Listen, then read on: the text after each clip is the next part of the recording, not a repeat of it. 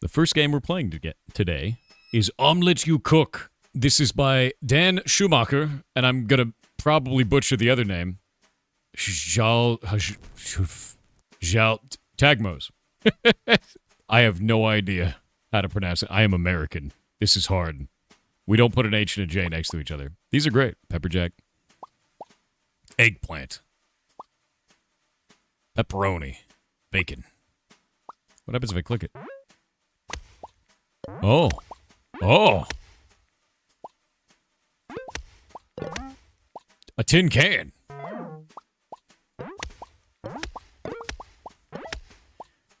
Chocolate cake. A wrench.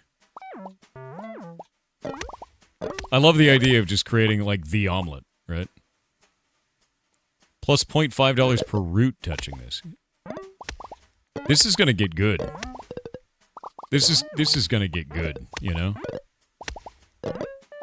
Yeah, you can tell it's gonna get good. I'm ready. You do put tin cans in your omelet? I mean, yeah, it's... Okay, the voice is really good. Welcome to Middlesville, Central Cafeteria, Chef. Thanks for coming in on such short notice. I love it. I love the voice. And I love the eyes. Look, watch the eyes. They blink independently. No, he just has one eye blinking. He's just winking at me, dude. Our last chef couldn't meet the demands of the students, so we had to let him go. But I'm sure you'll do better. This is your first customer. You have to make an omelet that's worth at least the target score, or you'll be dismissed. Listen, we're all under pressure here. Nobody wants to face Principal Clucker. Anyways, this is your pantry. It contains ingredients that will be dispensed onto the conveyor. Hover over them to see how they'll score. Bell pepper, +3 per meat touching this. Bacon is +2 points. Okay, so we want to put a bell pepper on and then, like, meat, bacon all around it. These are your dispenses. This represents the number of ingredients you'll be able to put on your omelet. Let's get cooking, chef. Each dispense will give you a choice of 3 ingredients. Drag one onto the omelet. The others will be discarded. Ooh.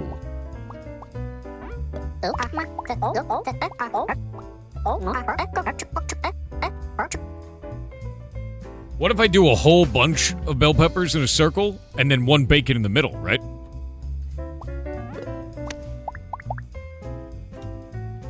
Yeah.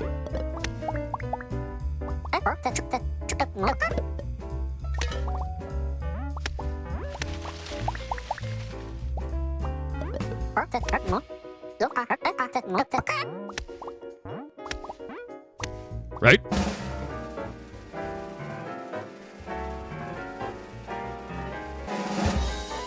Masterful. Masterful.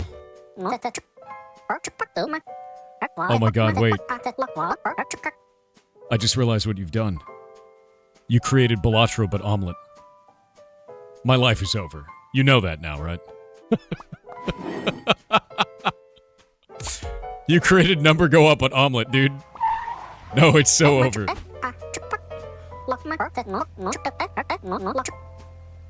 Balomelet, dude. I'm ready. Welcome to Sir Pexalot's shop. Here you'll come here between each round to spend money on ingredients and helpers.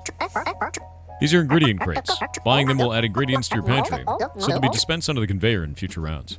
The best part of buying a crate is they often come bundled with an extra dispense, so buying crates will let you put more ingredients on your omelet. These are helpers. They have many powerful effects. You can have as many as you want, but on later aprons, there will be a limit. Wait, aprons? Oh no. These are your upcoming customers. Always check them because they may have restrictive traits like carnivore that you should plan ahead for. That should be everything you need to get shopping. When you're done, press go and head back to the cafeteria. What do you have? Cattle's on stewards where they have no hall pass. What a jerk. Carnivore, no vegetable in the omelet. Wow. Eddie the Otter doesn't own a cell phone and doesn't want to pay. Lame.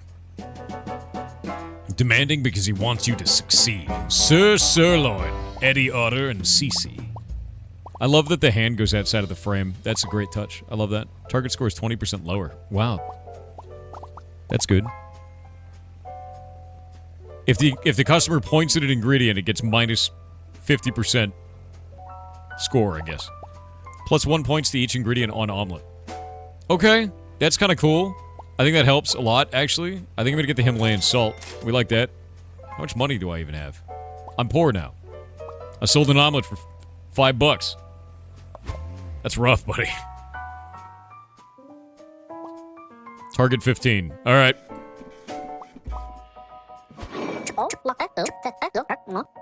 Optionally complete for extra money. Leave one crunchy item on the side. Got it. This is crunchy. I need to do probably the bell pepper strat again. I think the bell pepper strat worked out really well. We're just going to do another one there. And then we got bacon. We're going to bacon it up right in the middle of that. You know? We got a restock. That'll be fine. Bell peppering the edge there. I think that's all we can do. I don't think we can do it. Wait, we might be able to do it because the Himalayan salt. We did it.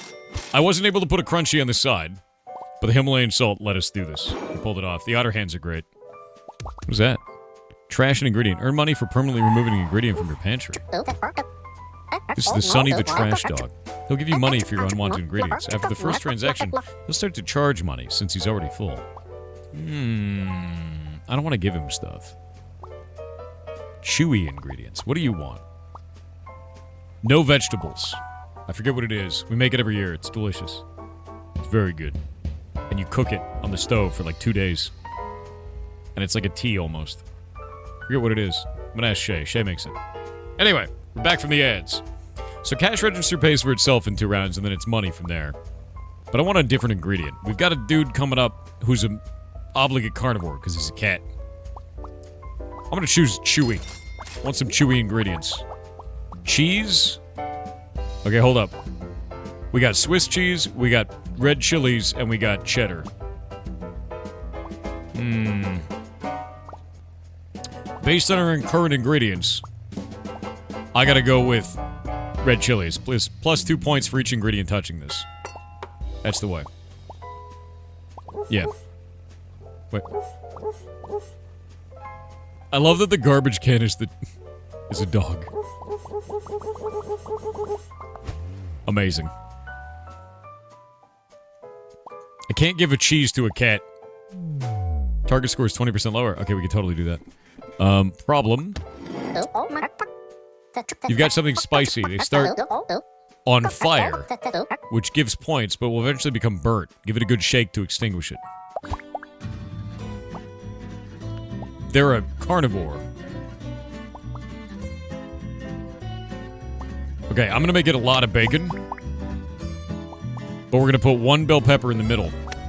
And I know it's gonna get minus the points on that, but it doesn't matter. More bacon. Give me more bacon. It's not gonna win, but it's fine. I'm shaking it. Alright, it's out. There.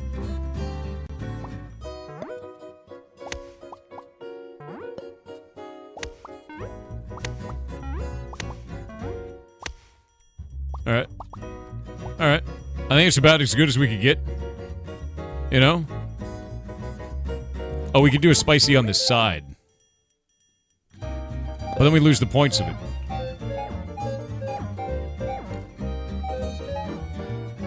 Is it worth it? I'm gonna do it on the side. We're gonna find out.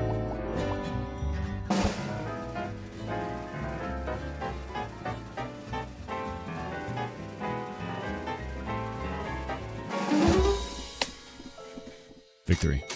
And a spicy on the side.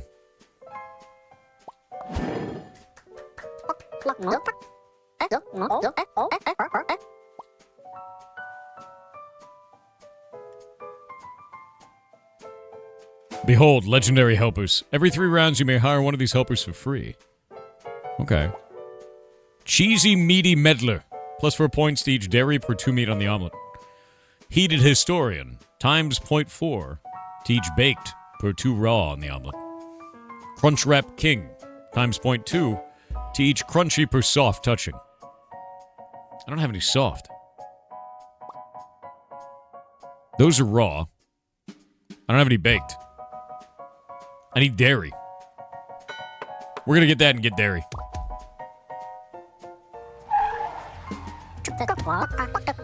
See something you want but can't afford? Press this lock icon and I'll save it for you. Hey, okay. It's getting amazing now. It's getting amazing now. Alright, let's see. Increase omelet size. Plus 2 points per each meat on the omelet. We need more meat ingredients. Wait, what is this?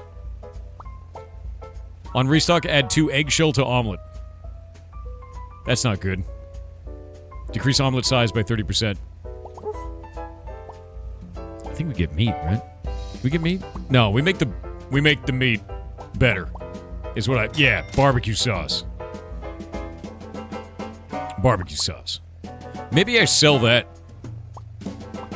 I don't know. No, we're going. This is fine. Could lock the meat. Could have. I think we're fine. I'm not going to win that. That's crazy. Maybe the bacon will provide, though. Maybe. Oh, he's pointing. Don't point at it. Stop it. Stop pointing. Okay, so if he points, we have to not put it along that line. Okay, hold up, hold up. We're moving. We're moving. Put it like that, maybe. There we go. I'm gonna take...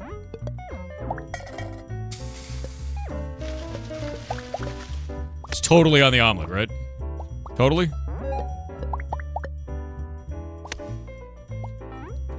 Kind of, can we rotate? Oh, we can rotate. I'm rotating it. Wait a minute. Victory. I've unlocked a new power. In omelet craft. A new powerful power in omelet craft. Yeah.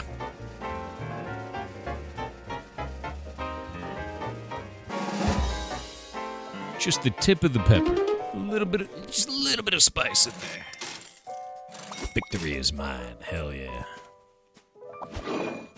That's a hell of an omelet. We're omeleting now, Chad. What is this? Processed? Chewy? Ooh. Ooh. Yeah, we're doing that. The black pepper's too good not to, you know? 1 of 3 processed ingredients, that's gonna have cheese. Give me that cheese. Feta. Pepper jack. Is bacon baked? You bake your bacon? I mean, I guess it's called bacon. Right? I don't think I've ever baked bacon in my life. I cook it in a pan. I'm getting that. Raw ingredient, because we got 2 of them. Best way to cook bacon's the oven. I've never done it. I always cook it in a pan. Do you know why? Because I take the bacon grease and I pour it out into a container, but I leave a little bit of it in the pan, and then I cook something else in the bacon grease. Always. We get point multipliers. Under or over normal ingredients. Okay. We can put ingredients over the top then. Hungry Hank needs a lot of points, man. We're gonna take some feta there. We're gonna grab the pepper. Put that in there.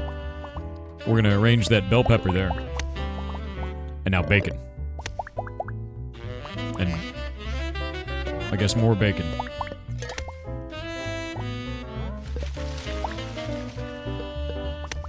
More bacon. More bacon. We're baconing.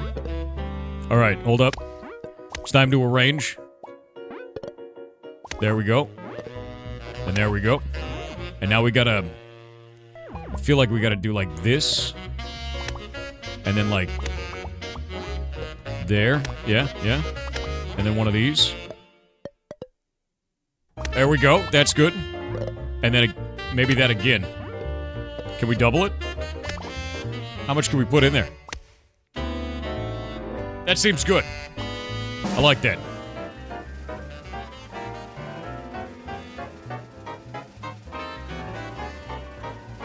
Come on. Come on. Yeah. Yeah. Yeah. It's good. It's good. The omelet is fantastic. I love it. What is the next one? The omelet is now tiny on this one. What is that? The hell is that? Crate o' helpers. Ooh. Ooh. I mean, like that. It could be anything. It could even be a boat. Let's do it. 2 points per vegetable. I mean, I could just use the bell peppers the whole time, and then that would add plus the bell pepper, and then if I put the feta on it, it would multiply. I think that might work. 1 times to ingredient taken first. So whoever takes, like for every point that we do the first one, that's going to give double the points. So if I place a multiplier one like feta, or maybe I'll place the bell pepper first, and then it would double everything that it got. Yeah, we're going to do that. That seems busted. Maybe I'm wrong, but it seems busted, and I kind of want that. I'm worried about the eggs. I'm worried about that. Final round. Alright, bell pepper goes first. Founder has now doubled it. Feta. We know that's good. Pepper, we only get one of those. Come on, come on. Stop it. There we go. We don't want it to burn, you know? And then bacon. The bacon gambit has begun. We've restocked. More bacon. Eggshells, get out of here. We don't want those on the omelet at all. Ridiculous. More feta. Okay. Now let's see here. Maybe like that. Right. That's good. And then maybe there.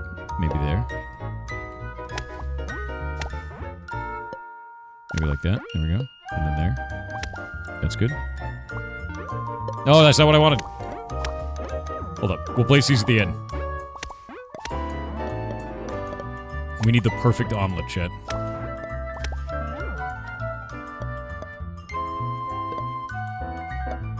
There we go.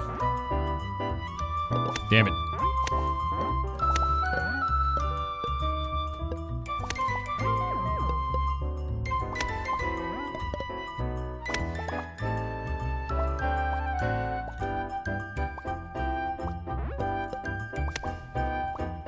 Where'd my cheese go? Okay. There we go.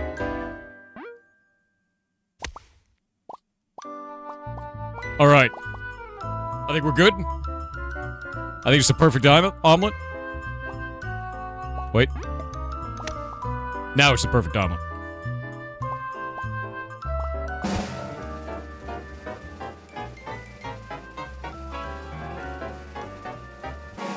Channeled the power of Gordon Ramsay. Omelet achieved.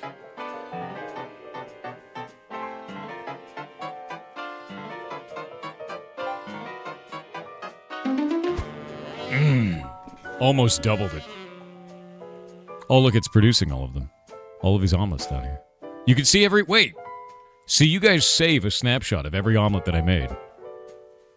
You can see as my omelet evolution has progressed. That's phenomenal. You do realize chicken eat eggs? Yeah, but those eggshells are bad. They're minus 5 points each. Love the flavor profile and ingredient distribution specifically. Thank you. I can make a good omelet, as you can see. This is fantastic. I think this is a lot of fun. It's like a puzzle game. It's got the Balatro kind of feel with the fire going off on it. It's fun. It's clever. It's understandable right off the bat. You can see how it can scale insanely. I'm interested in seeing this go, you know, at launch, just wild, right? Leaderboard rank? I got 598th? Is that what that is? Am I ranked number 598? What does the leaderboard look like? I got 98 points and I felt good about that. Oh God. Oh no. Oh God.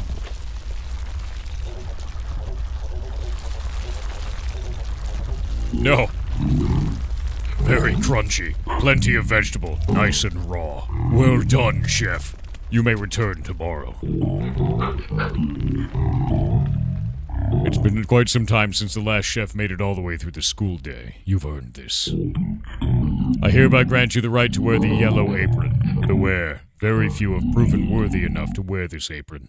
It demands a swift and steady hand. You've earned a reward for feeding me 40 points of bacon across all rounds. It's charcoal. The meat lovers among us will appreciate it. Trust me. What's this? You fed me 30 points of bell pepper? I think you've earned this. A sausage. This would go great with bell pepper.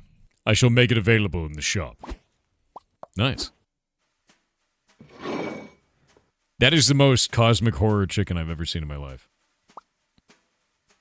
Oh. Wait, the American cheese is still wrapped in plastic. Can we unwrap it? How do you unwrap it? That's very funny.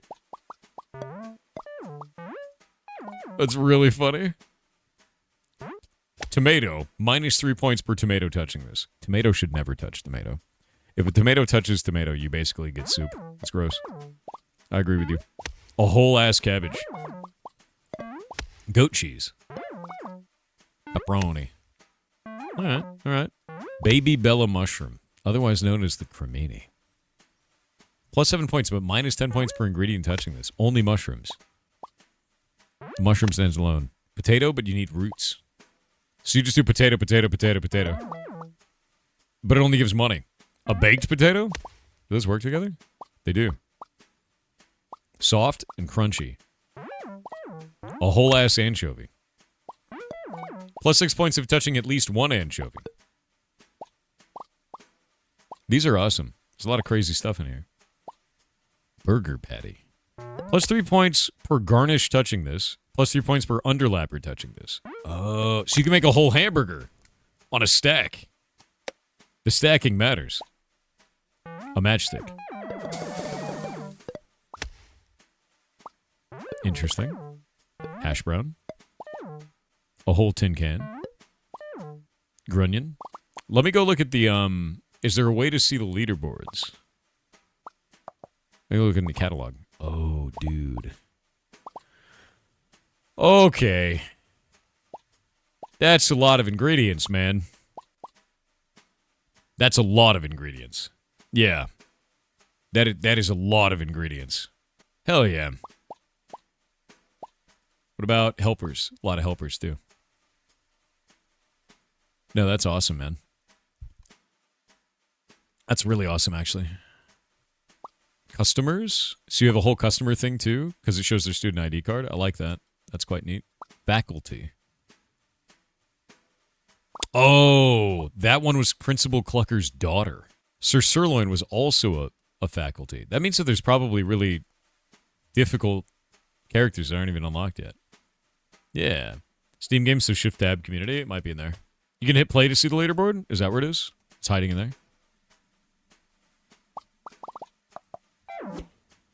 Oh.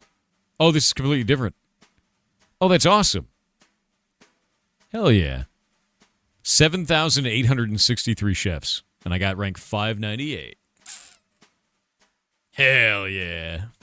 You guys should put the, you should put the friend leaderboard up there. If you're using Steam leaderboards, there's a secondary leaderboard filtering option through Steam. It's a different API call, and you're able to pull only their friends list. So you can have a friends list leaderboard and a normal leaderboard, and it uses the exact same data. You apparently okay? Yeah. The intended chaotic experience enables all content. 9 rounds, 0% conveyor speed. So this is the upped apron there. There's a button at the bottom for that, is there? Oh, you do have it in here. Oh, okay, perfect. I didn't realize that was what it was. Let me grab this. It's taking a moment. It's trying to load it. There we go, so we can see friend leaderboard on there. That's awesome. Where your friends lie on the leaderboard. Classic, 522. So somebody got 522 points. That's crazy. I got 98. I was like, this is awesome. That is completely awesome. Yeah, none of my friends have played this yet. Go play it. Go play it, nerds. We'll see who's the most powerful pirate by the end. All right, let's try the next round. Let's go up. Let's go up a level, dude. Coconut. Egg layer. Wait. You're a hippo. Why are you laying eggs? I have a deep fear. Bacon. Bacon. Bacon.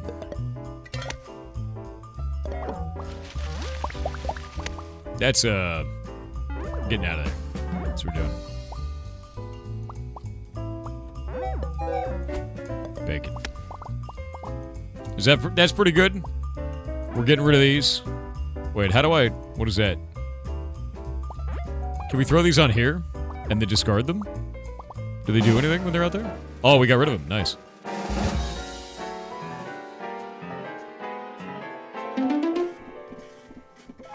I should have left the baked on the side. I fail. I'm bad and I should feel bad. I love that. Himalayan salt is very good. Yeah, I'm gonna go salt. Salt's too good to not. Hippos lay eggs. Well-known scientific fact. I'd eat a hippo egg. Yeah. It's Balatro but cooking? No, it's omelet. Omelatro. I'm quite happy with this, to be honest with you. I can just do the same strat, dude. Oh, but wait.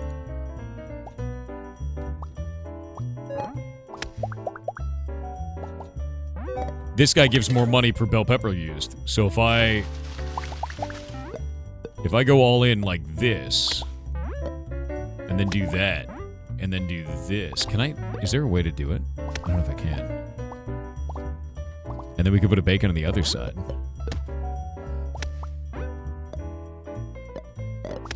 There we go. Wait. Got it.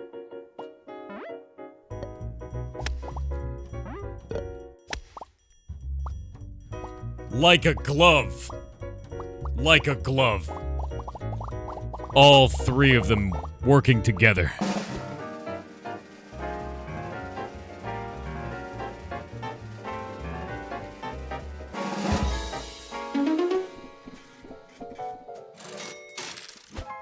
It's not even on the bread. It's not bread, it's an omelet. You're not on the bread. What is he? Sleepy? Kinda boring, no effect. Got it. Pointing is bad. Grower. Increase size of ingredient by one. Of size of one ingredient per dispense by 30%. That sucks. That's not great. Soft? We don't have any soft. We got no softs. I feel like we should take the processed ingredients right now. I need food. And we get an extra dispense because of that. Tin can? That's a terrible idea. Mozzarella. Per chewy? Okay, we put Swiss cheese and bacon together, and that's a great idea. I like that. Yeah. Swiss cheese and bacon? Miss Dee Dee. Security guard. She'll grow an omelet ingredient each time. We can't do that. Let's do this. And then we'll bacon it. Actually, I feel like we got a bacon right now because we're running out of bacon ingredient. That's a big bell pepper. That's good, actually. We want that. We want a big one. And then we can... You know? And then that's cool. And then we can maybe go like that. Yeah, the big bell pepper is kind of... I think that's the way, man.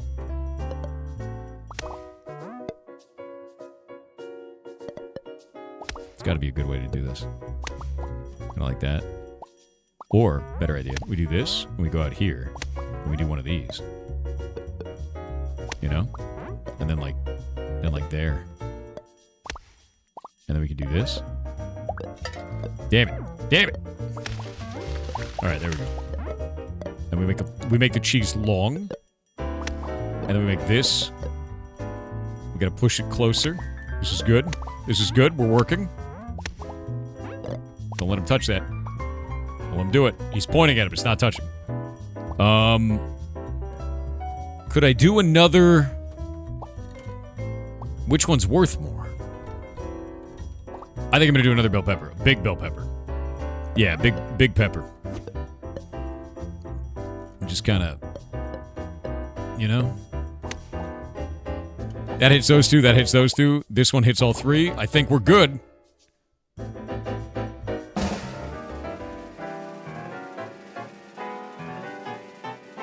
The cheese was not worth what I thought it was going to be worth. The bell pepper was better. Yeah. Don't fry too close to the sun is more like it. The cheese is cool, but we need bigger hitting targets. What do we get? Plus 0.3 to each ingredient on edge of omelet. Plus 0.2 to each meat touching a root. Okay. Plus 1 point to each vegetable on omelet. Increase by 1 point each time you trash a meat. That would not work. That would not work at all. I think edge piece is good, because I tend to just put everything on the edges. So that's fine. Oh my god, we have a skink? Skink lizard. Okay, we got Alan. He's wonderful and he deserves a little treat. But he's kind of boring. Meat. I think it's meat time. Wait, what is that? Yeah, meat time. More bacon? That's kind of legit. Or anchovies. Does anchovy work with anything here? Okay, bell peppers and anchovies work together. So we could get 6 points of touching another anchovy, so both anchovies would give 12 points, and then also, they're tiny. The chicken leg gives minus 4 points, but plus 2 points per meat on omelet. It's a weird item. I'm going anchovies. It's fish time. Yeah. Anchovies are tiny. Alan's asleep. Feed him cheese. Alright, let's go. What do we got? I'm gonna go bell pepper first. If we get an anchovy, I gotta go anchovy. Another bell pepper. We'll put these on the edge as much as we can. I'm going bacon. Bacon's good. Put a bacon, like, right there-ish, right? We'll get the bacon onto the edge. Here we go. This is good. Seafood is not chewy. It's soft. I have a concern that we'll get both anchovies in one go. That's not what we want.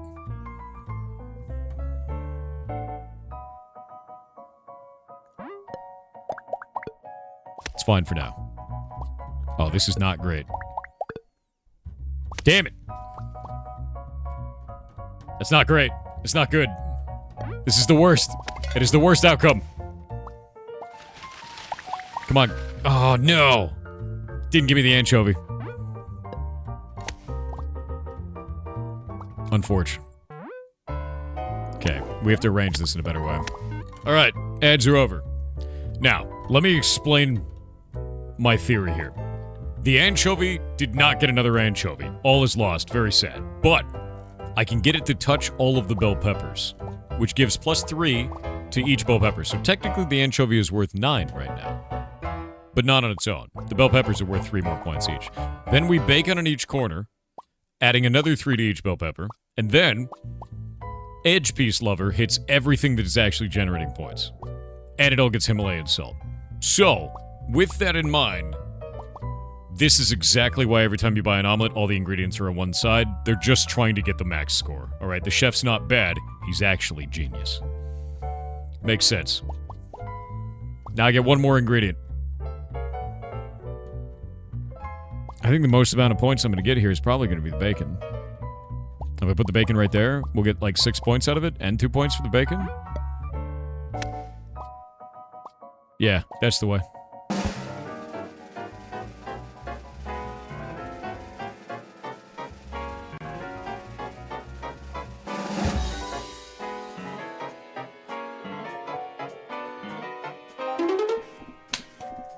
Victory. Victory. The bacon's baked? Yeah, it's baked. Baked bacon, dude. That's why it's got bacon in the name. See? Yeah, we're omelet maxing. Do you want fruit? I want baked ingredients, I think. Yeah, I think baked ingredients is the way, and we get another dispense too that way. Yeah, I think it's dispense time. The dispensing economy. Shrimps. Ooh.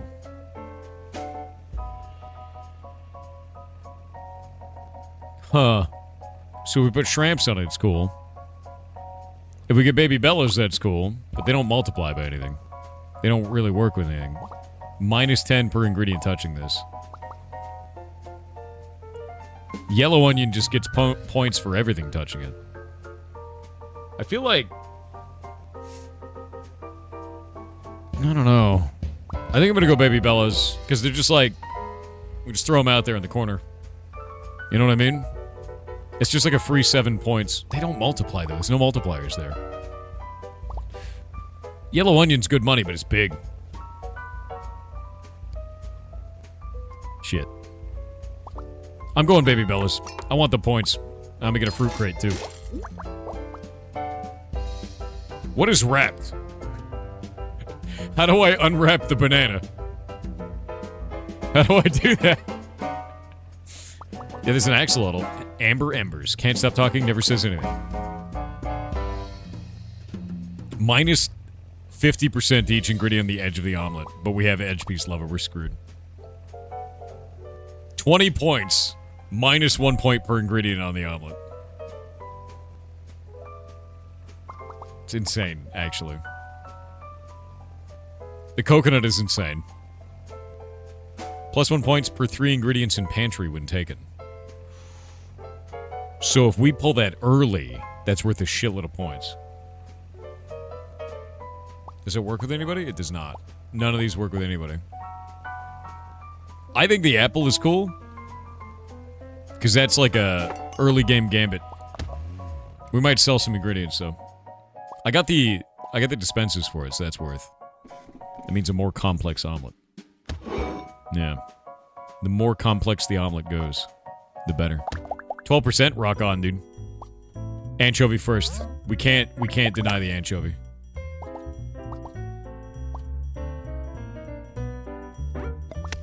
Put that over there. A bell pepper. Good. Ooh, that would only be 3 points right now. We're gonna get another baby bell on the corner. We're doing mushrooms on the edge. Anchovy strat. More bell pepper. Alright, we've got all our ingredients. This is good. This is really good, actually. Hold on to these. I think another bell pepper, so the triple. I think the triple's the way. We'll restock. Give me some bacon, man. Wait, that's more points? Huh. No, we're pepper maxing. Yeah, bacon. Bacon now. Alright, let's think about this. We've got 2 anchovies that gotta touch each other. We'll make them thin, right? Now they're touching. Are you touching? Are you touching? I feel like those are touching, but they're not pointing at each other.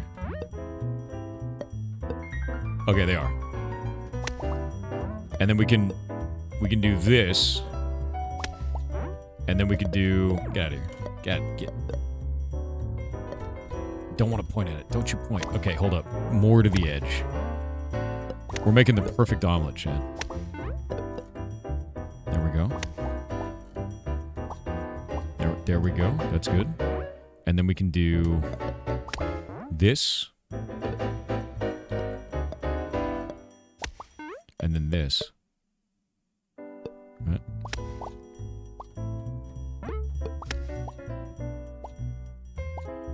Those are not showing green, I don't know why. And then we could do...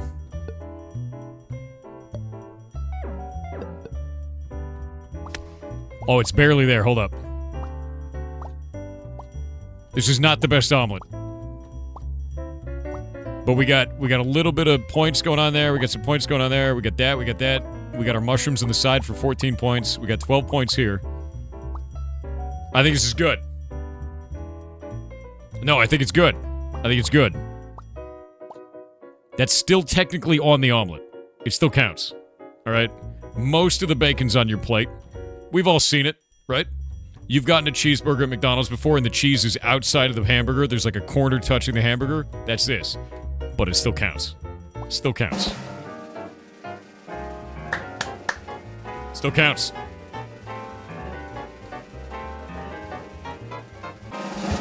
Perfect omelet. Perfect omelet.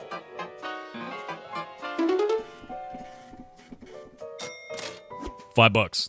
That'll be $5. Bacon on the plate, $5. Yep. Mushrooms on one side, everything else on the other, $5. Done. I have one complaint about your video game developers. The prices are unrealistic. That would be a $30 omelet. Alright, you gotta keep up with the economy. Ooh, another point. Root vegetables. Can we root vegetable? Can I sell this? What do we sell? Apples are $1? Can I only have 6 ingredients? It looks like I can only have 6. I'm gonna get rid of the apples. Eat it! Oh, I don't do it again. Wait.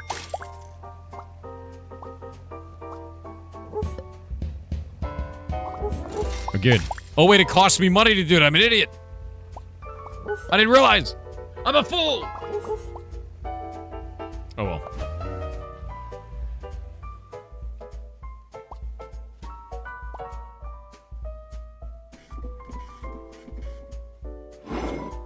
My hubris. My hubris has gotten me. Anchovy. Always anchovy. Baby Bella in the corner. Another Baby Bella in the corner. A bell pepper.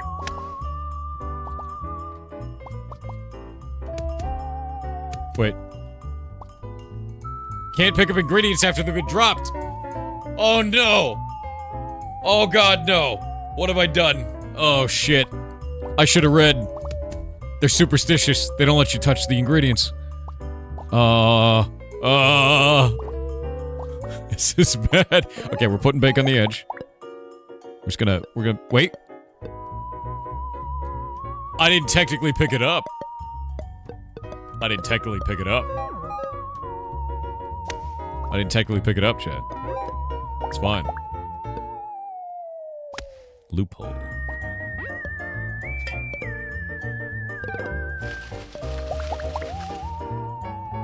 I love the, like, spooky noise because they're superstitious.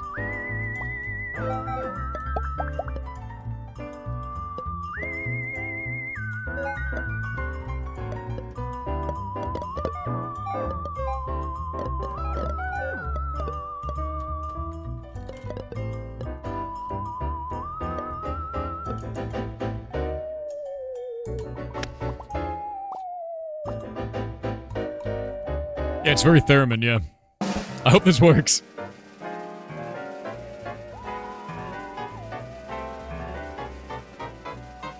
Oh, we so got this.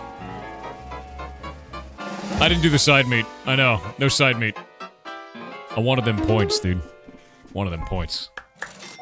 It's a theremin. It's beautiful. Is it because he's superstitious? Is that... Ooh. Ooh. Plus 2 points to each ingredient per set of raw, baked, and processed on omelet. We got a lot of raw, baked, and processed. Plus 2 points to each ingredient per set of crunchy, chewy, and soft on omelet.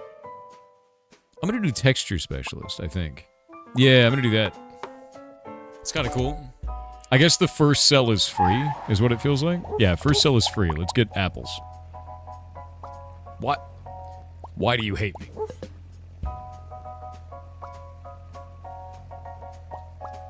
What is that? Ingredients have a 40% chance to be moldy.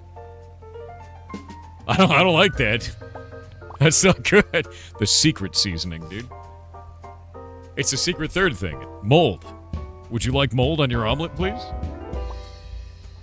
1 of 3 vegetable ingredients. I think we do more veggies, maybe. We're gonna do dairy. Let's do dairy. What is wrapped? What does wrapped do? What does wrap do? Huh.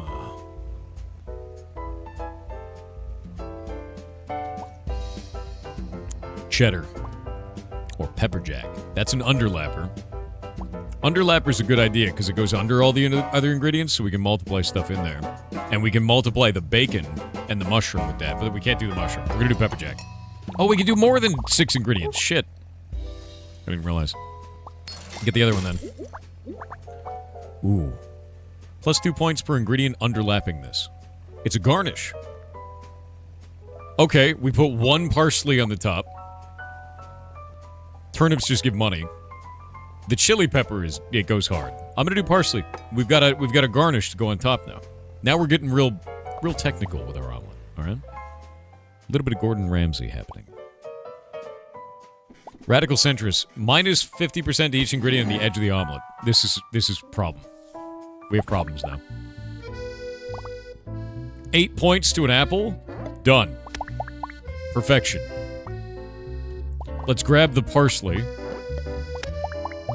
We've got a cool garnish now. We'll leave that over here for right now. A baby bella mushroom. Just put that over there. Don't want it to touch anything. Pepper jack. An apple is raw.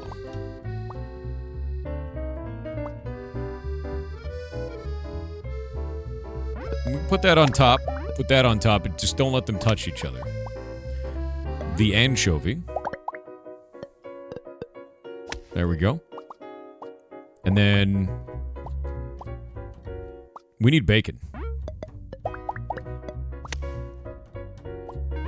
Grab that. We'll just put it over there. We're gonna put it over there. We need the other anchovy. A pepper jack. That goes into the bacon. Another baby bella. I'm running out of room, and I'm running out of time. There's our what we need right there. Another bacon. All right, so we're gonna put the apple over here on the side. We don't care about it because it doesn't really do much with anything else. We're gonna take our portobello, put it over there as well. The baby bellas. We're gonna take our bacons, move them up here. Parsley here. Bell pepper's there. We're gonna take the pepper jack, put it over here. That's got that baked overlapping it. So we're gonna do bacon.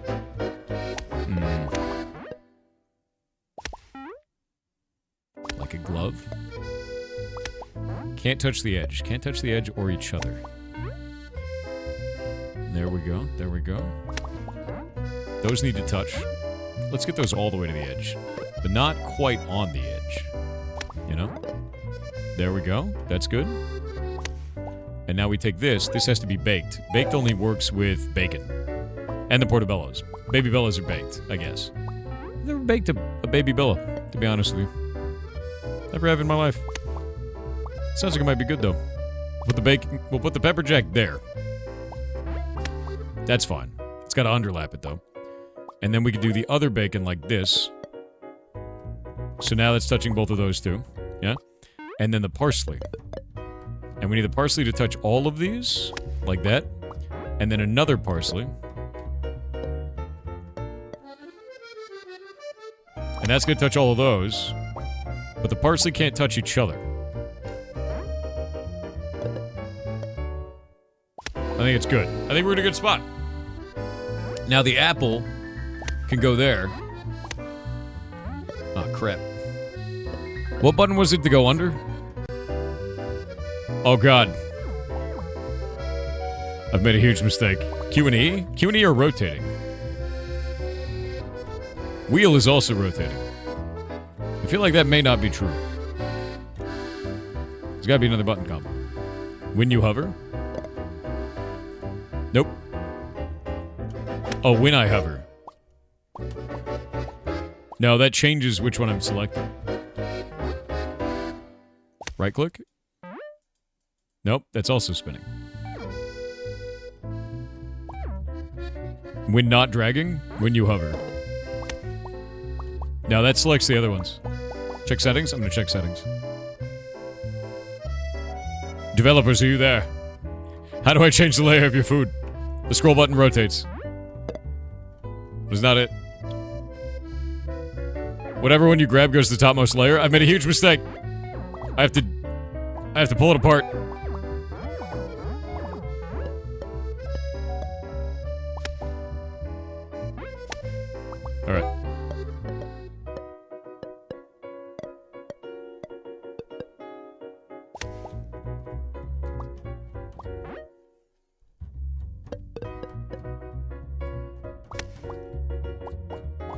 Shit.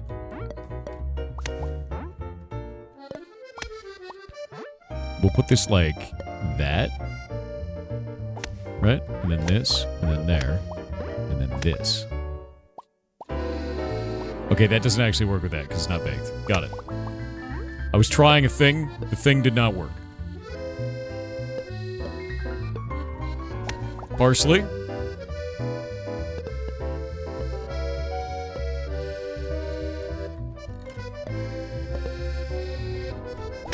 Like a glove. Okay, that one's gonna have a problem.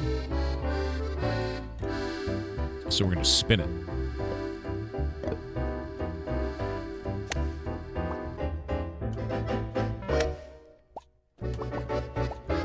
I think we got it.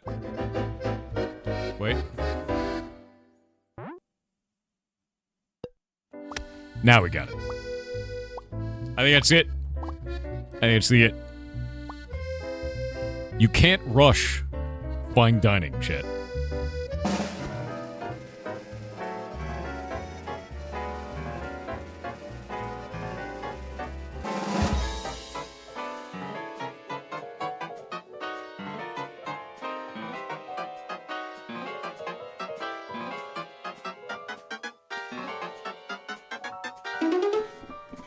It's making points.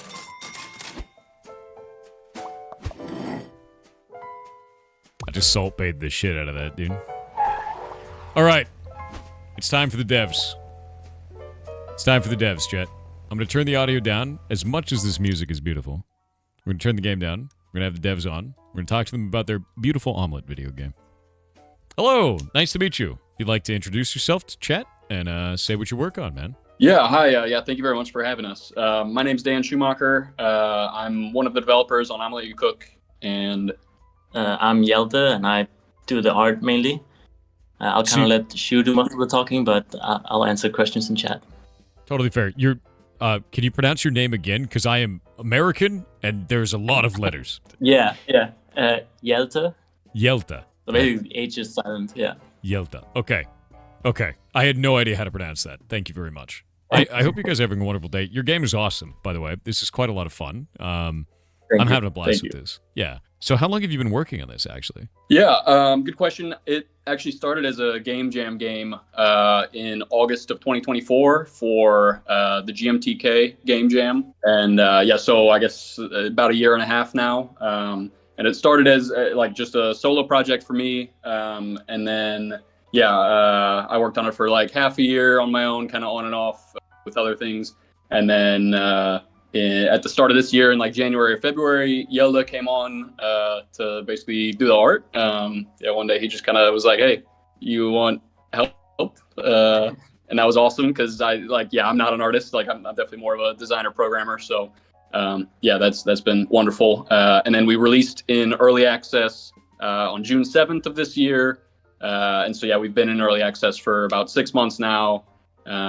Yeah, and we're approaching the end of that. Nothing announced yet, but sometime next year we'll fully release in a 1.0. That's awesome.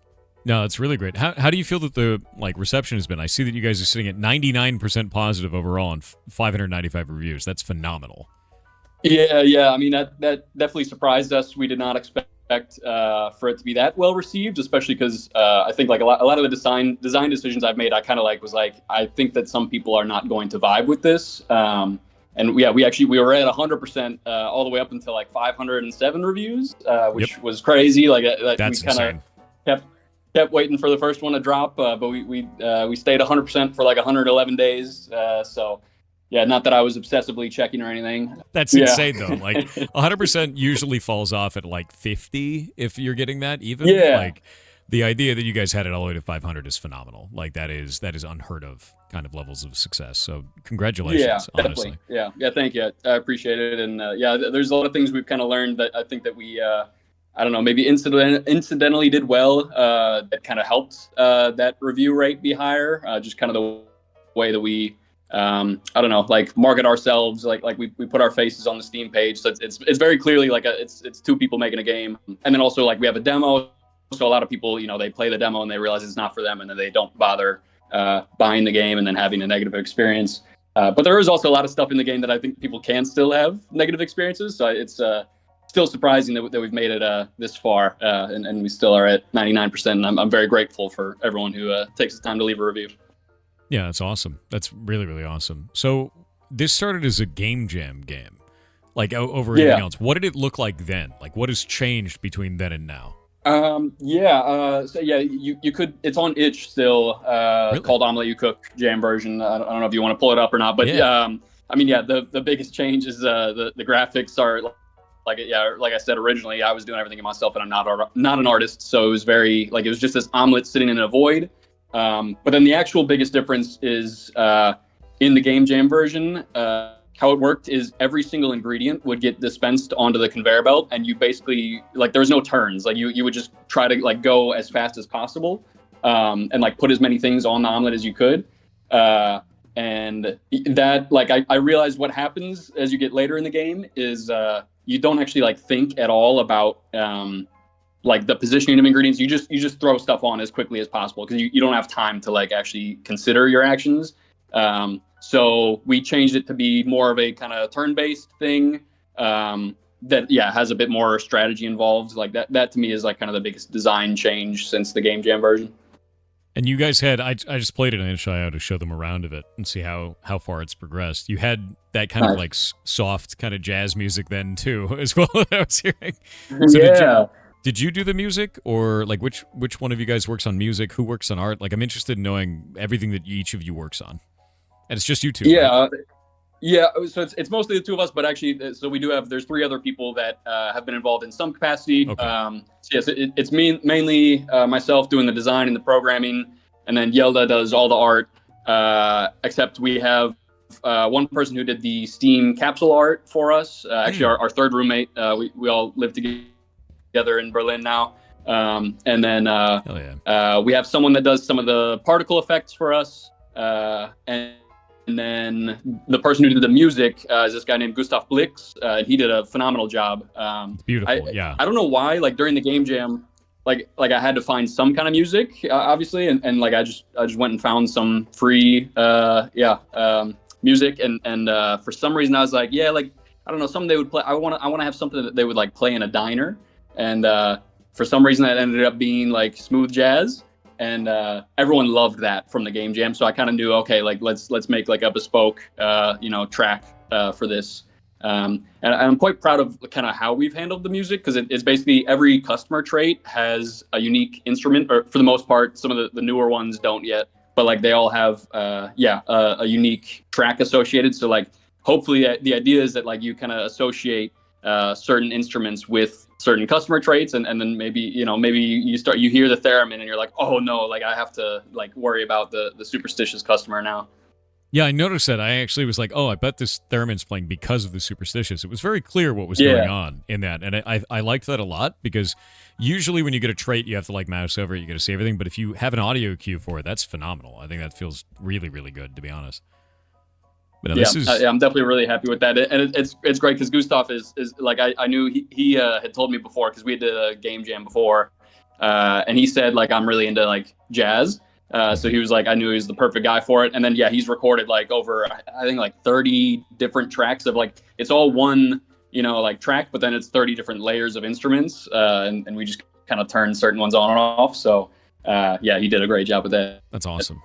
So what are you guys working on towards getting to your 1.0? Because you've been in early access. The game feels really, really good. It feels awesome. So what are you focusing on the most right now? Thank you. I mean, the biggest thing that we have been focusing on has been content. Adding tons of more ingredients and helpers and customers. That's kind of the most exciting part of development to me, and that's what we enjoy. But now we're reaching the point where it's really okay, the game has enough content, and there's been things we've kind of been neglecting that kind of just need to be in the game for it to be a finished product. Early access is great because it buys you a lot of grace, and now we're okay, we're not going to have that grace when we say the game is 1.0. So things like having save data, like being able to save mid-run and resume later. We added that recently. We've overhauled all of the menus recently. You were on the demo version, which I think is a couple months behind. So even the settings menu, seeing that made me kind of cringe. Now it looks much better. Yeah, and then probably the biggest change between now and 1.0 is like the game's English only right now. So localization is kind of our highest priority to be able to put the game in, you know, in more markets. And yeah, so that's like kind of, yeah, one of the biggest things we want to make sure that we have by 1.0, so that way it can reach as many people as possible. Which languages are you targeting right now? Actually, that's always really interesting because like every game kind of has different audience, and that audience can be different based on where it is on the globe. So I'm very interested in where you guys are targeting for all of that. Yeah, so right now there's kind of 8 languages aside from English that we have planned. And like this will kind of change depending on whether there's demand and whether we can find localizers for each language. But the off the top of my head, it's German, French, Spanish, Brazilian Portuguese, Russian, and then Korean and Japanese and simplified Chinese. Oh, that's fantastic. Now that's a really good range. Yeah. I mean, awesome. That's mainly those are just the areas where we see the most wish lists, so it makes sense. Yeah, no, absolutely. I think running it by the amount of wish lists is definitely like super valid. It absolutely is, because you move where your community is, and if you guys want a game in your language, the best thing you can do is get people in your local area to wishlist it. The more people in your country that wishlist, the more that the devs have an indicator of like, hey, we should support that community. There's a lot of people there that want it. Yeah, super awesome. Actually, let me pull this up. So I'm interested. What do you think is the toughest thing you guys have had to deal with implementing this? Because it's simple mechanically, but there's always difficulty in building things. In developing any game, there's a tough part. So what do you think is the hardest for you? Yeah, that's a great question. I would say from a design perspective, there's been some things that have been really challenging. Like the first one that comes to mind is going back to the original Game Jam version. It was built in mind that like this was a game that is chaotic and real time. And like that's still, I think, where the game shines the most. Like you only played the turn-based mode, but like the real-time mode is that's the mode that I enjoy, and that's what I kind of consider like to be the intended experience. And so at some point during development, we were playtesting, and we made the decision to add a turn-based version.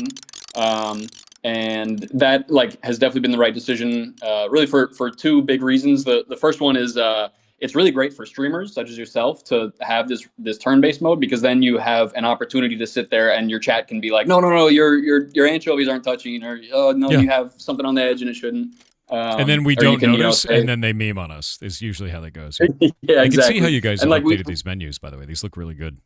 Really, really good. Thank you. Appreciate that. Yeah, thank you. But yeah, so that kind of decision we knew would be really good for streamers, and then also to teach the game. Like during the tutorial, it's quite intentionally you start in turn-based mode, because we just were noticing that the first times that people would play the game, they would lose pretty quickly and not understand why. Just because they're still learning the game, and when they have 4 ingredients that all score in unique ways, and then there's like a customer trait that does something else, like, and it's all happening in a limited time duration, like that's really stressful and difficult to learn. So adding that turn-based mode we knew would help make it easier to learn, and then once you kind of get comfortable with the game, then you can try the real-time mode, and maybe you like that. And yeah, that originally when the game came out in early access, how it worked was Green Apron was turn-based, and all of the further aprons were real-time. And that was something that we got some feedback from some people saying like, hey, I do not like the real-time mode, but I wish that I could play the game on higher difficulties. And so that was pretty difficult, kind of figuring out like, okay, how do we support this, and how do we design a game that is like intended to be real-time but still like support a turn-based mode, like a more relaxing experience for people. And so just kind of figuring out how to make that work both from the design and a technical standpoint. That was like a difficult decision, and I'm really happy with where we landed on that. So awesome. I think the one inspiration that I can call out immediately is going to be Balatro. But what other inspirations do you have for this game? Yeah, great question. Yeah, so obviously Balatro is a big one. On our Steam page, we even mention the kind of 3 biggest for me were Balatro, Luck Be a Lord, and Billionaire. Those are all kind of like arcadey roguelikes where big number goes up. And especially Billionaire, and even Dungeon Crawler came out kind of slightly during our development, but I really like these like kind of new physics-based arcade roguelikes because I that's what I really love about this game is the kind of the physical aspect, the playful nature of it, where it's like there's not a grid. It's like it's very, I don't know. Sometimes it's frustrating because 2 pixels are barely not touching or whatever. But I feel like that kind of that spatial element, and then having like forks flying in, or you haven't seen those yet, but there's some kind of like physics-based shenanigans that just create these moments where people are like, oh my goodness, like what's going on right now? Yeah. To be clear, I immediately bought your game. So this is the full version now, guys. It's not the demo anymore. Oh, that's awesome. Thank you. Yeah, because no, this is rad, and this is something I definitely want to play on stream, like a lot more, especially because you guys are already launched, and this is cool, man. You guys have made something really awesome. That's great to hear. Thank you very much. Yeah, absolutely. Oh, enoki and seafood. You've got some cool combos in this. Truffle mushrooms. Yeah, the seafood is the one like tag that desperately needs a new update. That's we've got a new update coming out in a couple days, kind of for the winter holidays. And then seafood will be next up. So enoki is a little slept on. It's a little debuffed right now. That's fair. Yeah. I think this is cool though. Like, and I love the idea of adding all these different, customer requests. Are they the same every time, or are they randomized in some way? The customers. Yeah, there's like a pool of I don't know how many customers. It's like 60 customers or something like that, and each one like has like Hungry Hank will always have this hungry trait. But then which student you get, that's completely randomized. Aside from the manager at the end of each run is like determined based on what your starter pantry is. That's awesome. I'm actually really enjoying this. I think that you guys have made something really cool, and it's funny because even though it's got like the bones of Balatro in it, because it's got number go up and like the effects and things, it feels entirely unique. It feels like a completely different game, and I just think it feels good. It like works really well. You guys are doing awesome on it, and that's tough to do, especially in like an established environment where like you have number go up games that need to feel a certain way. And there's so many different ideas out there, but you guys have done it very well. Yeah, thank you. I appreciate that. That's definitely something I've learned through this, is that like that definitely is a valid strategy to basically take a successful game, and especially like with Balatro. What I love about it is like I feel like it has a really smart structure of the game that you could that they kind of innovated in a lot of ways with it, and I felt like that could be applied to many other games. And so when I was doing game jams, I was like, okay, let me kind of use the Balatro structure as like a reference point. And yeah, that's definitely what I've learned as a developer, is like it's very much a valid strategy to take something successful and find a unique twist. And I'm very grateful that a lot of people, they see the Balatro inspiration, and that's clear. But they also see that it's doing things that are very unique. And yeah, I'm glad that it's, I don't know, people aren't like mad at us for kind of stealing some stuff from other games, because every game steals from other games. That's how game development works. I mean, that's something I've always kind of told the whole community, is all of us steal. Like, that's the whole point. Love stealing. Like, steal. Like, come up, see something and be like, wow, I could do that same thing, but different. And there you go. Yeah. Like, that's the whole, but we've all done that. Every developer has ever done that to the beginning of time. We stand on the shoulders of giants, man, 100%. Definitely. Yeah. And the kind of flip side of that is Yelda and I made a game right before this called Sonar Scout. And that game is unlike any other. There wasn't a clear reference point for that game, and that really hurt our ability to market it, and like the ability of people to see it and understand what it is.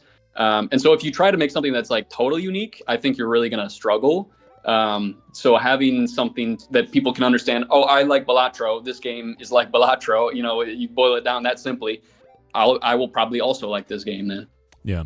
So this is the tough question that chat really loves whenever I ask it. What do you think your game does the worst? What are you have to call your baby ugly? Ooh, do you have anything for this off the top? Do the worst. Yep. I have one thing. I'll let you think, because maybe you got a different thing. Because I guess there's two things. The first is especially evident on the turn-based mode. The fact that we don't show you the score as you're making the omelet in turn-based mode, I feel is kind of a flaw in the game, because the optimal way to play it would be to basically have like a calculator and a pen and a pencil next to you, and like you would rearrange the omelet and see, okay, like how many points would this score, and then rearrange to a different variant and see how many points that would score, and then you hit go. And that, like, in the real-time mode, it's not a problem because you have the time pressure, but like this is something I kind of actually expected to get negative reviews about and kind of negative feedback about, and we've gotten a little bit, but not too much. Where it's like, yeah, basically kind of we have designed it in such a way that on turn-based mode, we probably should just show you the score, so that way you don't have to like sit there and rearrange it. But we play tested with that, and it really just ruins that very exciting moment where you're sitting there and you're kind of praying that that the points will add up and cross the threshold. I can see that. Yeah, that was one of the things that I kind of was like, I hope this works. And there's kind of like a cross your fingers sort of moment there. Yeah, and that moment's like the most exciting moment in the game. So when we play tested showing the score and that was gone, it just made it a worse game. I'm glad we tried it, and I'm happy with where we're at. But like I do think that that's kind of a flaw. And I had one other thing, but did you got anything? I know for the worst thing, because there's a lot of small things, like, you know, as the artist, I'm tempted to be like, oh, the background in the crate picking screen is kind of boring, but it's not. There's not really one big thing. But the one thing that did come to mind immediately was also kind of we have the turn-based mode and the real-time mode, and sometimes it's a bit awkward with ingredients like don't really work in both as much. Like the fire one that you saw, it's very easy to kind of extinguish it or let it happen in the turn-based mode. There's not so much pressure, but it feels very different in the real-time mode where you have to deal with the fire as you're playing. And I kind of wish that some of these ingredients would, you know, tie in better in both modes. Yeah. Fair. Yeah. No, I always love that question because it shows like every developer knows what's wrong with their game at the end of the day. Like every dev does. And the answer is always different, and it's always really interesting because, you know, it's fun for the community because they learn like, oh yeah, no, it's okay that my game has problems. Like that's not a big deal. Like that's stuff you fix eventually. Not a big deal at all. I actually I do have one more thing that I remembered is basically my biggest regret in like the design of the game.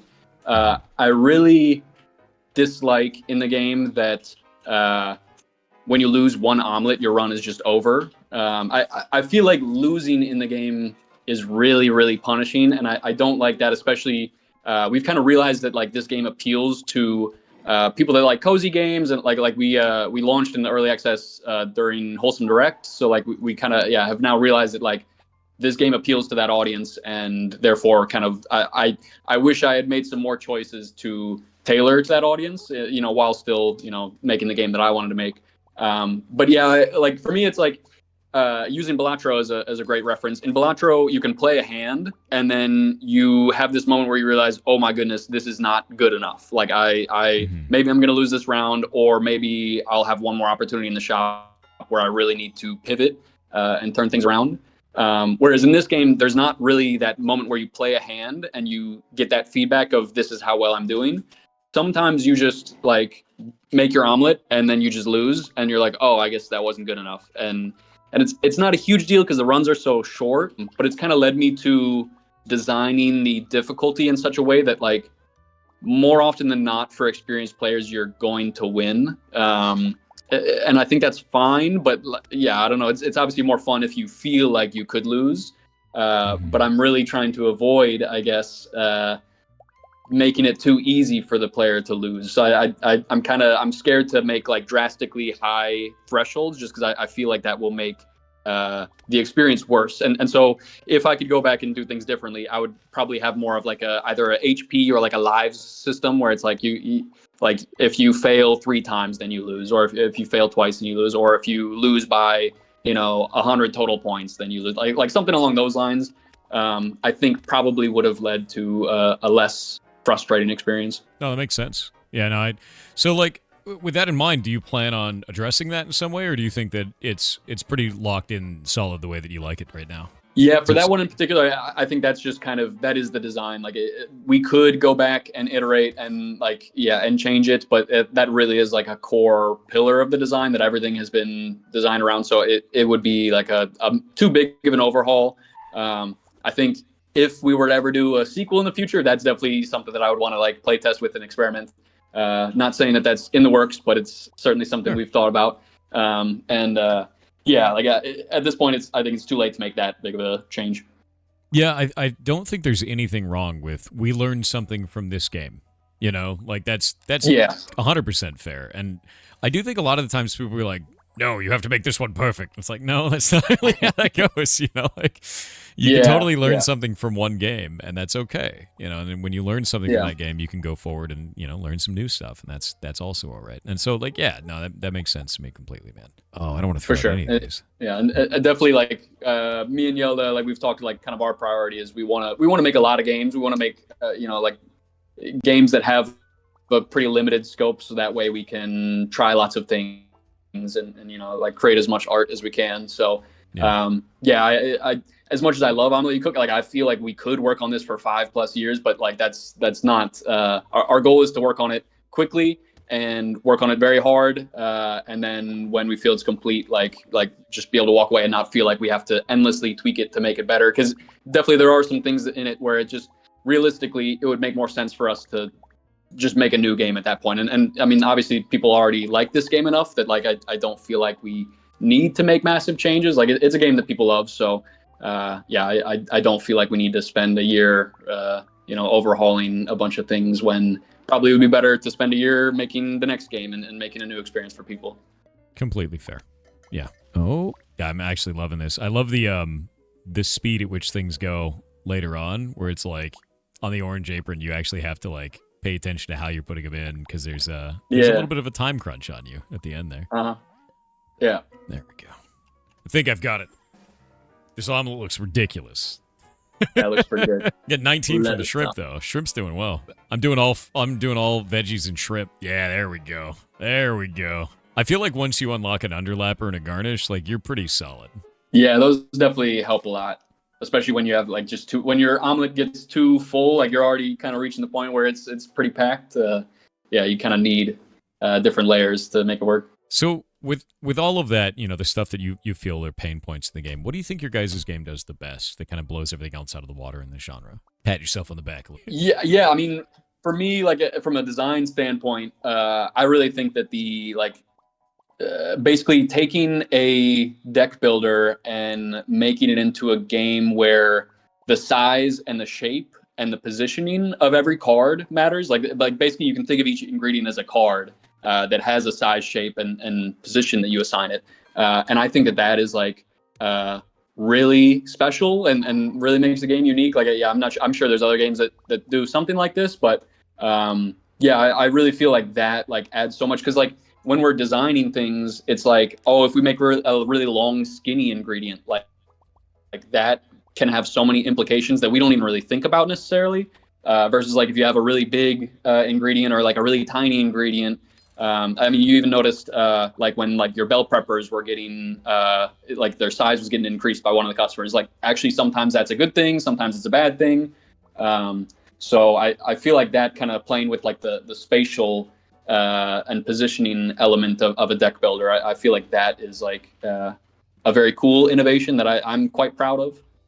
Yeah, no, I like that. Do you have anything else you want to add? Yeah, I think the same, and the physicsy aspect of like moving around the ingredients is I really like that. And then also the fact that it's food makes it like both really funny to talk about, but also kind of logical in some way. Like it's when we're developing the ingredients, it's very much like, oh, you know, what kind of zesty ingredient can we add? All right, we can add a lemon, and then it kind of makes sense that it would have these tags.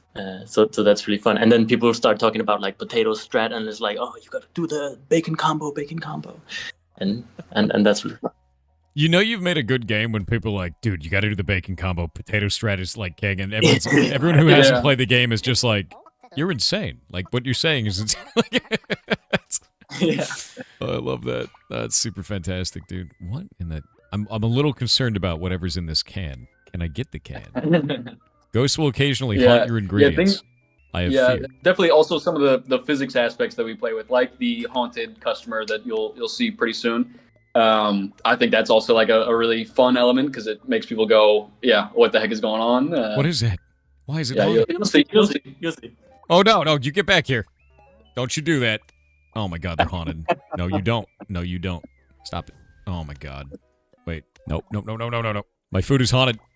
Get back. Ridiculous. That's actually insane. I love that. Yeah, some people really hate this aspect of the game, but I kind of love how annoying it is. I love it. This is super funny to me. Oh, I can't double haunt these. There we go. Grab that. Put another tomato on this. I'm fine with having a haunted omelet going on. This is cool. I dig it. Oh, no, you do. No, you don't. No, you don't. There we go. My omelet was trying to get away. I think that's an okay omelet. It's all right. Yeah. Yeah, there we go. Heck yeah. We put salt right in the middle of that. Oh, I forgot to leave it crunchy on the side. Damn. I love this, though. I love how you guys have kind of evolved on the concept there with all these different debuffs, like moving foods. I saw Wiggly was a thing, too, on there, which is really interesting. It just kind of makes the game, beyond just perfect the omelet, but do it under difficult constraints in weird ways each time. And I find that to be fascinating. I really like that. What engine did you guys use for this, actually? Thank you. This was in Unity. Ooh. Increase final adjustment time by 5 seconds? That's pretty legit. Yeah. Ring of clutchness. Love it. There we go. I could sell sausage. There we go. So with all that in mind, you guys are almost there at the finish line. You've got it in early access or something like this. Do you have a plan for something into the future? You don't have to say what we it are is, working but on. that's okay. Yeah, we're working on a prototype right now that we hope will be the next game. Nice. It's still too early for us to show anything. We're trying to kind of find the fun and it started. I mean, yeah, we do a lot of game jams together, so I think any game we make would start as a game jam. There's one in particular that we have in mind, and another kind of idea that we would like to do a game jam for in the future. We're trying to figure out what the next game will be after this. Definitely our full focus is on Omelet You Cook. Probably 90-80% of the time we're still working on Omelet You Cook, but we are also spending a little time when we want to, I don't know, spend more creative energy. We're figuring out what the next game will be. I think it will probably be very different from Omelet You Cook. It's not going to be Omelet You Cook 2, even though we think that would probably be the wisest financial choice. We want to try something new. A lot of the same kind of design philosophies will definitely be there in whatever we make. Well, that's awesome. That's really, really good news, honestly. I think you guys are doing a really good job with this, and I think it's quite fun. I've just found a DJ who is rotating my omelet.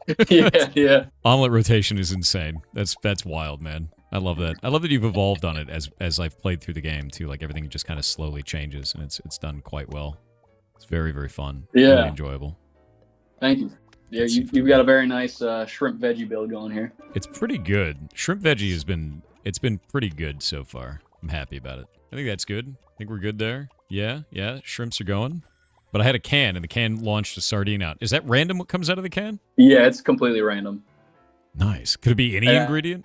Or a set of ingredients? I will spoil because it can be literally any ingredient. I will say just because it's very unlikely for it to happen while you're streaming, but there was a moment when we added this tin can feature where you might have seen in the demo it didn't used to shoot something out. But the day where we added it shooting at a random ingredient out, as we were playtesting, it shot a tin can out of the tin can, and that tin can shot something out. And that was just really such a wonderful moment that surprised us as developers. And I really love, there's a lot of moments like that when we're making this game where it surprises us. And that's something I really love making a game. That can surprise the player, but also when it surprises you as the developers, that's really a wonderful moment. Did you end up leaving that in, by the way? Oh, yeah, for sure. The tin can still in. That's fantastic. I'm going to sell one of those cans, and then I can buy pepper. Sick. My omelet's getting insane now. This is great. Well, I guess with that in mind, we're almost at time now. I do think your game is fantastic. I do think this is quite good. I immediately bought it myself, and I want to play the hell out of this because it just gets silly. It's something I could do and hang out with chat and have fun, and it's the exact right style, right, for what it's doing. The music is right. The visuals are right. The gameplay is right. This feels complete and good. So awesome job, guys. Thank you very much. I appreciate that. Thank you. I have a couple of questions towards the end of this. This one is always really hard, and I'm interested to know kind of what your guys' thought process is around this. If you could go back and make this game again, would you do it? Yeah, I mean, undoubtedly. Definitely. It's financially it's paid off for us for the time that we worked on it, but also just we've really had a lot of fun. we've been doing updates every like 1 to 3 weeks. Like there was a while we were doing weekly updates, and it just kind of all comes back to like we live together, so we just kind of any day we'll just be like, hey, what do you want to do for the update this week, and just that kind of brainstorming session, and then someone has an idea and we're like, that's stupid, let's try it, and then we try it and it's fun, like the tin can was. And yeah, I mean it's been a blast developing it, and still working on it now. And yeah, I mean kind of there's very little that I would actually change about making this game. Like we've also learned so much from it, and we're very fortunate that it's done well financially. But yeah, no, I mean for me, I assume for you as well. Like, yeah, it's so fun, like having basically a continuous game jam. Yeah. So yeah. Good. No, that's super good. Yeah, it's always one of those things where people will be like, I don't know, man. Like it was really rough, you know. Like, but no, if you guys feel like this was super worth it, I'm really glad, because I think this is super fun. I really enjoy this, and I'm glad that you made it. Thank you. And I'm about to get owned because this cow boss doesn't like meat, and shrimp is meat. Ooh, okay, this will be interesting. I'm super done. And they're hungry. Okay, yeah, this we'll see. It's gonna be rough. It's gonna be rough. Cutting the amount of the meats in half is gonna be spicy. I guess to maybe a more interesting answer to your question would be if we asked the same question for the game that we made before this that I mentioned, called Sonar Scout, because that game we kind of knew would not do well financially, and definitely like it was not worth the time that we put in it in the end. But I would still have a similar answer in that, like I would still do it again. I have no regret in making that game, because we learned a lot from it. Like that's especially if you're starting out as a game developer, like just make games and put it out and learn as much as you can from it. The biggest thing is like me and Yelda worked together on that with some other people, and I really learned that I loved working with Yelda, and that like I wanted to like work with him again in the future. And also just kind of you learn what it takes to actually release a game, and you know how like all the little things that you didn't expect, and that was all valuable even though it was not financially a success for us. I think that's super important though, and it's something I was actually just talking to Chad about earlier today, which is, even if it's not a financial success, even if you don't meet that economic goal that you had, you learned something. Now you can do it. You can go make something else. Yeah. And you've taken all of that experience, and it will augment everything that you do beyond that. So I'm really glad, honestly, really, really glad. I made it. I beat it. I beat management. Nice. There you go. Barely. The shrimp was still clutch. It was 32 of those points, so worth. Yeah. And they partially added another 20, so that kicked ass. That was great. Yeah, this is good. All this is good. Yeah, it's a well-balanced omelet. Balanced omelet. It's ridiculous, too, because it's starting to look like it's formed in a specific way for optimal point. And I won with my yellow apron. I love that. I really love being able to see the evolution of your strategy. I'm very thankful we added that. I'm really glad that all of their hands are the actual hands of the characters that ordered from you. And now the great old god of the chicken is going to absorb their omelets. It's like an offering to the chicken god. Deeply terrifying. What an awesome animation. This reminds me, there was a question in chat earlier that I just want to briefly touch on. Someone asked about the making the voice for this, or like for this guy and for the shopkeeper, and I just wanted to mention because I feel like that was a really fun day. I remember that it took a day to do it, and it basically I just recorded on my phone me making a little sound for each letter. So like I'd be like b, k, like something like that, and then basically it's like when the dialogue pops up, every like third letter it plays a sound, like the sound that corresponds to that letter, and it's just like pitched up or pitched down, and like that was like just a really, when I added that I was like, oh my god, this is so fun, and a lot of people like it.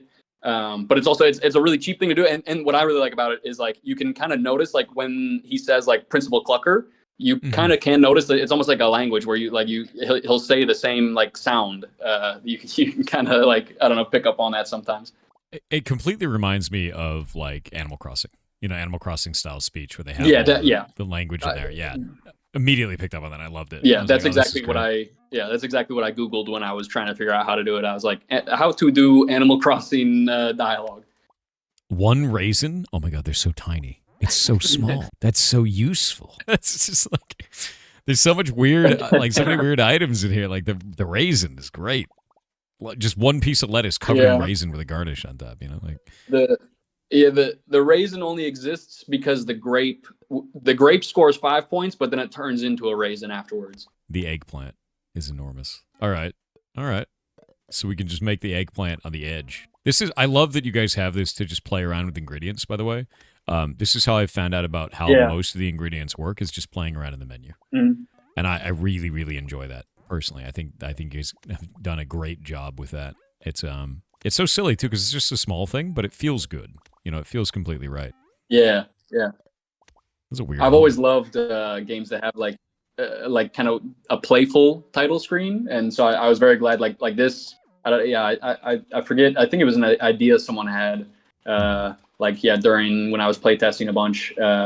And then I added it, and it was kind of more work than I expected, like because it's like a different system than the main game. But it's a great way to showcase a bunch of ingredients and just let people kind of play around and understand like how the game works. Yeah, no, I think it's fantastic. You've done a really good job. There's the grape. I found it. So that turns into a raisin after a certain number of rounds. Is that what it is? Just immediately, if you use it at all, it will permanently transform into a raisin. That's funny. I love the coconut as well. Yeah, there's some funny in our Discord. Some people have figured out ways to make just like the single like basically beat an entire run with like a single coconut and then just a ton of helpers. How do you unwrap the cheese? Is that possible, or is it just like that? Yeah, this is a great question. So right now there's currently one way to unwrap the cheese, and we're gonna put out an update in a couple of days that will add more ways to unwrap it. And actually, you have just discovered how to unwrap it. Did I? Oh, I have to Light it up. Wait, get the cheese. Yeah. So I'll spoil this. We'd like for people to kind of discover this on their own. It's not actually told to you anywhere in the game, because I think that moment of discovery is very fun. But if you let the fire do its thing on the cheese, then then it will unwrap it. Oh, but now it's burnt and said. Oh wait, no, it's not. It's well, beautiful. Wait, no. Oh, yeah. I like you guys like, wait, no, you're gonna ruin it. That's fantastic. Okay, that's cool. I like that. It's the underlapper cheese, too. That's really neat. Yeah, so that's currently the one way to unwrap it, but there'll be a couple of other methods that we're adding soon.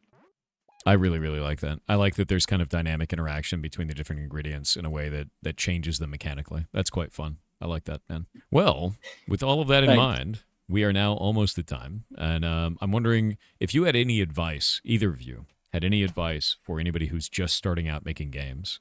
We actually run game jams, like the one that you guys were a part of. Next one's next month. What advice do you have for them? There's a lot of people that like are afraid to start making things, or maybe they don't want to do a game jam because they got to be perfect or anything like that. So what's your advice? Yeah, I think don't be perfect. Just, go crazy with it and just start on something. And I think just trying to make a simple game and really just like put the mechanics in there. It doesn't matter if the code is terrible and the art is kind of bad. By the way, an art thing, as a programmer who turned artist, is like just make it consistent.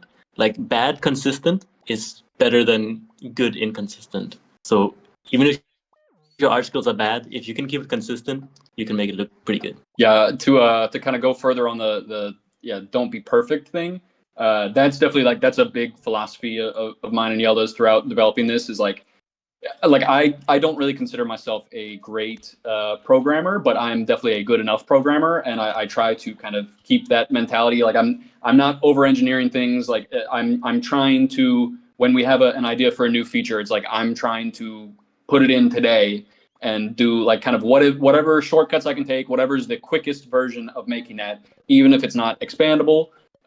Just do it, just put it in, and then you can always rework things later. Like there's a lot of things I've had to go back and like kind of expand on a system because it used to be like a very specific kind of edge case I would account for in the code. And that usually works fine. Like the code is very sloppy. Like fortunately it's just me in there. So like I kind of understand how it all works. But yeah, like we very much are all about like kind of going quickly rather than like perfectly. And yeah, game jams are a great way to kind of figure out how to do things quickly, how to take those shortcuts. And if you do a lot of them, you kind of learn like what is worth spending more time on it and what's okay to just throw it in there and see how it works. Yeah, no, that's great. Absolutely great. I love that because that's such a big thing to understand for everybody is just make something, man. Just do it. Yeah, and it's okay if it's kind of scuffed. You know, you learn something from it, you keep going, and I love that you guys are echoing that. It's fantastic. Well, with that in mind, I actually I do have one. Go for it. I have one more kind of advice thing, if you don't mind. It's more of a plug, I guess. There is a place where Yelda and I met called Spell Collectivate, which is a rural. It's in rural Sweden, but it's a house where 50 game developers live together. And I just wanted to mention this because that's where me and Yelda met. And there's a lot of really wonderful game developers there. And I mean, I would even recommend Thor, if you wanted to take a look at it. I feel like I don't know how much you love traveling to rural Sweden, but it would definitely be worth if you need a vacation or a workation. I would highly recommend it. It's a really incredible place. Yeah, it's like an old that's how it's spelled in chat. But yeah, it's like it used to be a retirement home, and now it's almost like a little dorm. It's just there's just 50 game devs that live in this tiny little village, and there's like a forest nearby you can go walk in. But the best part of it is just all the people that live there. And it's you have to apply to get in, but as long as you are a game dev or you want to be a game dev, as long as game dev is kind of your priority for being there, then you'll be able to go there. As long as you can find a way to get there. You've got the website up. There's a documentary you can watch about the place. And I just wanted to kind of use your platform to recommend this place. I'm not affiliated with them. I've been there on and off for the last couple of years. Yelda lived there for a few years, and like I said, that's where we met. That's where we met a lot of our closest friends. And it's a really, really nice place if you kind of want to accelerate your game dev network and just meet other people. It's a lot of people that are kind of starting their game dev journeys and still kind of trying to figure out how to make it in game dev, as well as there's more established businesses and people who have had success that are there, and people come and go. There's pretty much always rooms available, especially in the off season. In summer, it's a little more you got to book it in advance. And it's amazing in summer. But any time of the year is a great time to go. And I just wanted to kind of recommend it to any developers in chat or aspiring developers in chat. I'm actually looking at this too, and it says the rent is low and everything's included. So breakfast, lunch, dinner, bedroom, office space, internet, electricity, furniture, and consumables such as laundry detergent. And if we look at the prices, it's the lowest one is $13 a day, and then $17 a day. That's beyond affordable, dude. With all those extras, that's wild. It's yeah. That's cool. No, it's shockingly cheap, and there is a chef that cooks lunch and dinner for you, and then there's breakfast there that's free. You just got to make it yourself. I wanted to kind of verbally recommend it because when I first heard about it, I didn't think it was real. I was like, okay, this must be a scam or something. But it's a very small team. It's basically one person who runs it and some other help, but. I mean, I can't recommend it highly enough. And it is real. It's a great place to go if you really just want to focus on game dev. That's awesome, dude. I love stuff like that. It's one of the things I'm always talking to the community about hey, you should look into government projects or grants or things like that in your area, or anything you can get from colleges do that sometimes, but an artist collective like that is phenomenal. There's very, very few of those that exist, and that's a really cool opportunity. So that's really, really cool. Yeah. Honestly. Yeah. Well, with that in mind, everybody go wish list. You can check it out for a week. You can stay there for years. All right. Yeah. That's all I'll say on it. I just wanted to get that in there because I really they're great, and I just want to recommend it. No, 100%. I think it's a really awesome initiative. I think it's cool as hell. I'd love to find more out about that. So I showed it to chat. I'm going to be putting that over my other monitor. I'm going to look into them later because that's great. Yeah. That's great. You already bought the game? Nice. If you have not bought the game, wishlist it. That's the best way to show the game off to more people on Steam. It tells Steam that you want more people to buy it, because then Steam will be like, hey, I can make money off that. So do it. Wishlist the video game. We're about to hit ads again.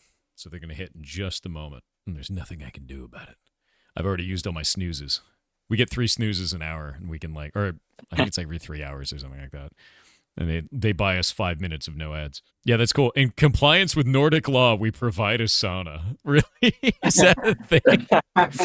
Okay, that's really funny, actually. The sauna is great. It's a great part. Yeah. I love that. I got to experience that because at TwitchCon EU, we had a sauna in my hotel room, and I was like, that's wild, and I did it, and I was like, this is great, actually. Like they didn't want one. I know, right? Really, I see really someone awesome. in chat asking if the devs want to recommend any other games. The quickest way for me to do that would be if you go onto Amelie Cook's store page and you click on the more bundles section. We've bundled with like a dozen other games or so, and they're all games that I feel would appeal to people who like our game. Most of them are very small other developers. So definitely, I would recommend any of those games on that list. A lot of them are kind of arcadey, physics-based roguelikes, or they're number go up roguelikes.